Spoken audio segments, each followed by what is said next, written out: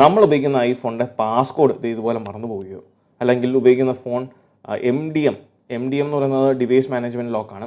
So MDM ലോക്കിലേക്ക് ആകുകയോ അതുപോലെ iCloud activation ലോക്കിലേക്കൊക്കെ പോവുകയാണെന്നുണ്ടെങ്കിൽ ഡിവൈസിൻ്റെ data നമ്മൾ ഉപയോഗിക്കുന്ന പേഴ്സണൽ ഡേറ്റാസ് നഷ്ടപ്പെടാതെ അത് റിക്കവർ ചെയ്യുക അല്ലെങ്കിൽ സോൾവ് ചെയ്യുക എന്നുള്ളത് വളരെ ബുദ്ധിമുട്ടുള്ളൊരു കാര്യമാണ്. അപ്പോൾ ഇന്നത്തെ ഈ ഒരു വീഡിയോയുടെ ഐഫോൺ പാസ്കോഡുകൾ നമുക്ക് സിമ്പിളായിട്ട് ഒരു സോഫ്റ്റ്വെയറിൻ്റെ സഹായത്തോടെ റിമൂവ് ചെയ്യാൻ സാധിക്കും. അതാണ് ഈസി എന്ന് പറയുന്ന ബ്രാൻഡിൻ്റെ പാസ്ഐസർ എന്ന് പറയുന്ന ഈ ഒരു സോഫ്റ്റ്വെയർ. ഇതാണ് പാസ്ഐസർ വെബ്സൈറ്റ്. ആദ്യം തന്നെ ഇതിന് ഹൈലൈറ്റഡ് ആയിട്ടുള്ള കീ ഫീച്ചേഴ്സ് ഇവിടെ മെൻഷൻ ചെയ്തിട്ടുണ്ട്. എനി ടൈപ്പ് ഓഫ് സ്ക്രീൻ ലോക്കുകൾ, ആപ്പിൾ ID വിത്തൗട്ട് പാസ്കോഡ്, നമുക്ക് MDM അതോടൊപ്പം തന്നെ ഐക്ലൗഡ് ആക്ടിവേഷൻ ലോക്കുകളൊക്കെ ബൈപ്പാസ് ചെയ്യാൻ സാധിക്കും. അതിന് പക്ഷേ നമ്മൾ ജെയിൽ ബ്രേക്ക് ചെയ്യണം എന്നുള്ളതാണ്. അതോടൊപ്പം സ്ക്രീൻ ടൈം പാസ്കോഡ് നമുക്ക് റീസെറ്റ് ചെയ്യാം. ആൻഡ് മോസ്റ്റ് ഫേവറേറ്റ് വൺ, നമ്മൾ എൻക്രിപ്റ്റ് ചെയ്ത് വെക്കുന്ന iTunes ബാക്കപ്പുകൾ നമുക്ക് പാസ്കോഡ് ഇല്ലാതെ അത് റിമൂവ് ചെയ്യാൻ സാധിക്കും എന്നുള്ളതാണ്.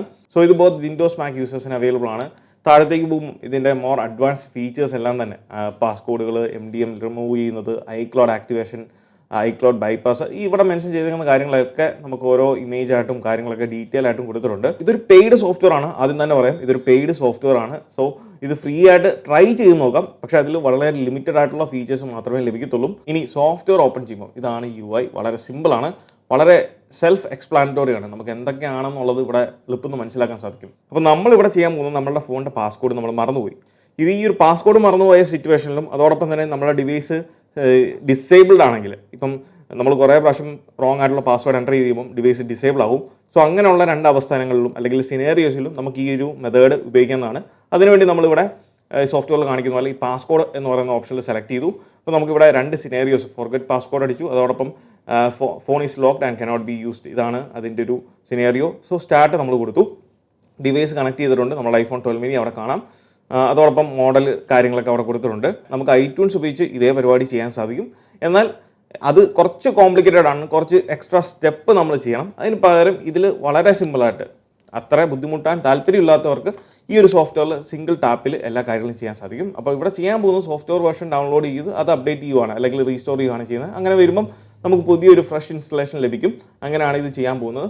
അപ്പം നമ്മൾ ഇത് സ്റ്റാർട്ട് ക്ലിക്ക് ചെയ്ത് കഴിയുമ്പം ഇതിന് ഫേംവെയർ ഓട്ടോമാറ്റിക്കലി ഇവരുടെ സെർവറിൽ നിന്ന് ഡൗൺലോഡ് ചെയ്യുന്നതായിരിക്കും. അല്ലാന്നുണ്ടെങ്കിൽ നമുക്ക് മാനുവലി ഇത് എൻ്റർ ചെയ്യാൻ സാധിക്കും. സോ ലൊക്കേറ്റ് ഫേംവെയർ പാക്കേജ് എന്നുള്ളത് സെലക്ട് ചെയ്ത് കഴിഞ്ഞാൽ നമുക്ക് മാനുവലി ഇത് വേണമെന്നുണ്ടെങ്കിൽ നമ്മുടെ IPSW ഫയൽ ഡൗൺലോഡ് ചെയ്തിട്ടുണ്ടെങ്കിൽ അത് ലൊക്കേറ്റ് ചെയ്യാം. ഇനി അതല്ല, നമ്മൾ ഡൗൺലോഡ് ഫ്രം ബ്രൗസർ എന്നുള്ളതാണെങ്കിൽ ടാപ്പ് ചെയ്യുന്നെങ്കിൽ ഇവിടെ കാണുന്ന പോലെ നമുക്ക് ബ്രൗസർ ഉപയോഗിച്ച് അലോ കൊടുത്തു കഴിഞ്ഞാൽ ഇത് ഇവിടെ സോഫ്റ്റ്വെയർ ഡൗൺലോഡ് ചെയ്യാൻ തുടങ്ങുന്നതായിരിക്കും. നമുക്ക് ഓട്ടോമാറ്റിക്കലി അത് ഡൗൺലോഡ് ചെയ്യാൻ സാധിക്കും.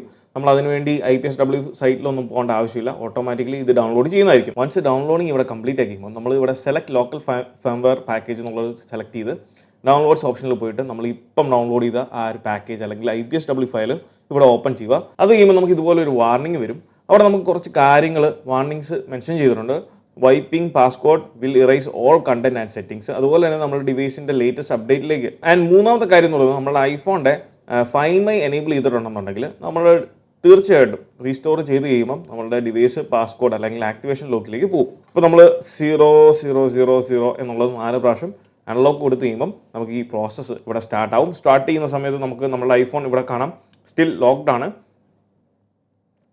ഇപ്പോൾ നിങ്ങൾക്ക് അവിടെ കാണാം നമ്മുടെ ഡിവൈസ് ഇപ്പം ഓഫായി, ഇനി ടേൺ ഓഫായി അല്ലെങ്കിൽ റീസ്റ്റോറേഷൻ്റെ ഭാഗമായിട്ട് ഇത് ഓഫായി. ഇനി ഇത് റീസ്റ്റാർട്ടായി അല്ലെങ്കിൽ റീസ്റ്റോറായി വരാൻ കുറച്ച് താമസം എടുക്കും. ഇപ്പോൾ നമുക്ക് കാണാം DFU മോഡിലേക്ക് പോയിട്ടുണ്ട് നമ്മുടെ ഡിവൈസ്. ഇപ്പോൾ ഇവിടെ iTunes ഓപ്പൺ ആയിട്ടുണ്ട്. ക്യാൻസൽ കൊടുക്കുക, കാരണം ഓൾറെഡി ആ ഒരു പ്രോസസ്സ് ബാക്ക്ഗ്രൗണ്ടിൽ വർക്കിംഗ് ആണ്. അലോ കൊടുക്കുക, റീസ്റ്റോറേഷൻ ബാക്ക്ഗ്രൗണ്ടിൽ റൺ ആയിക്കൊണ്ടിരിക്കുകയാണ്.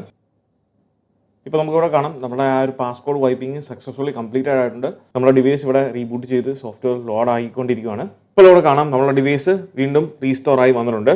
ഇനി നമ്മളിത് സെറ്റപ്പ് ചെയ്യുന്ന സമയത്ത് നമുക്ക് തീർച്ചയായിട്ടും ആ ഒരു ഐക്ലൗഡ് ലോക്ക് അല്ലെങ്കിൽ ആക്ടിവേഷൻ ലോക്കിലേക്ക് നമ്മുടെ ഡിവൈസ് പോകും. അവിടെ നമ്മൾ നമ്മുടെ ഡിവൈസിൻ്റെ passcode, Apple ID passcode enter ചെയ്ത് നമുക്ക് പുതിയ ഡിവൈസായിട്ട് റീസ്റ്റോർ ചെയ്തെടുക്കാൻ സാധിക്കുന്നതാണ്. പിന്നീട് ഈ ഒരു സോഫ്റ്റ്വെയറിലുള്ള മറ്റ് ഫംഗ്ഷനാലിറ്റി അല്ലെങ്കിൽ ഓപ്ഷൻസ് എന്ന് പറയുന്നത് നമുക്ക് കാണാം ആപ്പിൾ ID റിമൂവ് ചെയ്യാൻ സാധിക്കും. അതുപോലെ തന്നെ ഐക്ലൗഡ് ആക്ടിവേഷനിലുള്ള ഡിവൈസുകളും റിമൂവ് ചെയ്യാൻ സാധിക്കും. പക്ഷേ ഈ രണ്ട് ഫംഗ്ഷനാലിറ്റിയും പ്രോപ്പറായിട്ട് വർക്ക് ചെയ്യണം എന്നുണ്ടെങ്കിൽ നമ്മുടെ ഡിവൈസ് ജെയിൽ ബ്രേക്ക് ചെയ്യേണ്ടതായിട്ട് വരും. ജെയിൽ ബ്രേക്ക് ചെയ്യുന്ന ഒരു സിനോറിയോയിൽ നിങ്ങൾക്ക് കഴിവതും ആപ്പിൾ ഐ ഡി ഓർത്തെടുക്കാൻ സാധിക്കുമെന്നുണ്ടെങ്കിൽ നിങ്ങളുടെ ബ്രാൻഡ് ന്യൂ ഡിവൈസുകൾ അല്ലെങ്കിൽ ഇതുപോലുള്ള ഡിവൈസുകളാണെങ്കിൽ ഒരിക്കലും നിങ്ങൾ ജെയിൽ ബ്രേക്ക് ചെയ്തിട്ട് ചെയ്യാതിരിക്കുന്നതായിരിക്കും നല്ലത്.